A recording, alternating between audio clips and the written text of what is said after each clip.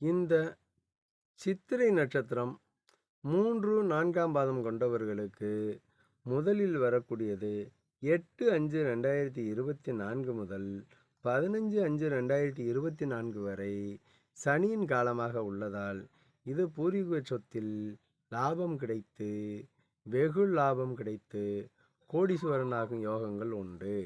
5ஆம் இடத்தில் ஆட்சியில் உள்ளதால் எடுக்கும் முயற்சிகளிலிருந்து தெய்வ அனுகிரகங்கள் வரை அதிகமாக இதில் கிடைத்து நன்மைகள் ஜாஸ்தியாக கிடைப்பதற்கு வாய்ப்புகள் உண்டு. அதனால் இந்த சனியின் காலகட்டமானது அடிமையாள்களினால் நன்மைகள் கிடைக்கும்.